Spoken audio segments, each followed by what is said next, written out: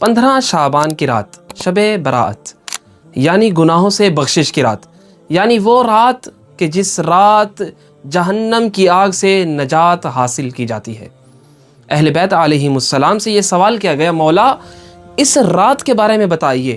امام علیہ السلام نے فرمایا یہ رات یعنی 15 شعبان کی رات وہ رات ہے جس میں پروردگار جہنمیوں کو جہنم کی آگ سے آزاد کر دیتا ہے، اپنے بندوں کے بڑے بڑے گناہوں کو معاف کر دیتا ہے، اپنے بندوں کو اپنے فضل سے نوازتا ہے اور اپنے احسان سے انہیں بخش دیتا ہے۔ اہل بیت علیہم السلام نے فرمایا کہ یہ رات لیلۃ القدر، شب قدر کے علاوہ تمام راتوں سے افضل ہے، اور مزید یہ کہ یہ رات ہمارے آقا و مولا امام زمانہ عجل اللہ تعالی فرجہ الشریف کی ولادت باسعادت کی رات ہے۔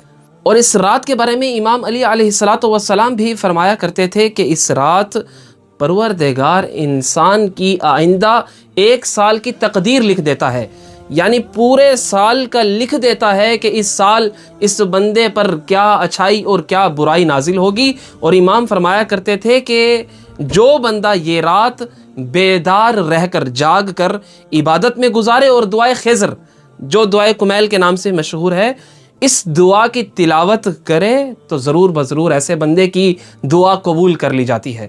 اور جناب کمیل فرماتے ہیں کہ میں نے دیکھا اس رات مولائے کائنات علی ابن ابی طالب علیہ السلام سجدے کی حالت میں دعائے کمیل پڑھا کرتے تھے، یعنی اس دعائے خضر کو پڑھا کرتے تھے۔ اور اہل بیت علیہم السلام نے اپنے چاہنے والوں کو یہی حکم دیا ہے کہ اس رات کثرت کے ساتھ دعا کیا کرو، کثرت کے ساتھ قرآن مجید کی تلاوت کیا کرو اور کثرت کے ساتھ نماز پڑھا کرو۔ شیخ عباس قمی علیہ الرحمہ نے اپنی کتاب مفاتح الجنان کے اندر چند اعمال ذکر کیے ہیں، مثلا غسل بجا لانا، لیکن آغا سستانی دامت اللہ کے نزدیک یہ غسل بجا لانا قصد رجائے مطلوبیت کے ساتھ شمار ہوگا۔ اس کے علاوہ نماز جعفر طیار کا پڑھنا، قرآن مجید کا پڑھنا، مخصوص دعاؤں اور مخصوص نمازوں کا بجا لانا کہ جنہیں مفاتح الجنان میں دیکھا جا سکتا ہے، اور زیارت امام حسین علیہ السلام کو بجا لانا۔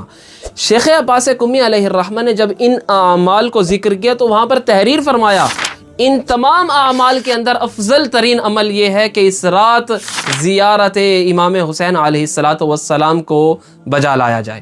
چھٹے امام علیہ السلام بھی فرمایا کرتے تھے من احب ان یصافحہ، جو بندہ یہ پسند کرتا ہے، چاہتا ہے کہ 1,24,000 انبیاء نبی اس بندے سے مصافحہ کرے، اسے چاہیے کہ پھر وہ اس رات قبر حسین کی زیارت کرے۔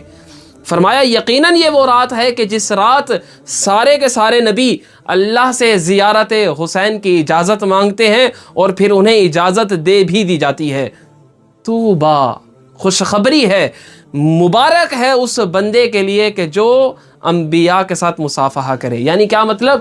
خوشخبری اور مبارک ہے اس بندے کے لیے کہ جو اس رات زیارت امام حسین سے مشرف ہو۔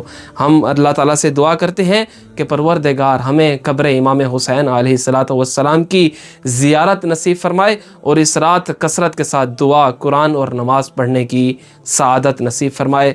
والسلام علیکم ورحمۃ اللہ وبرکاتہ۔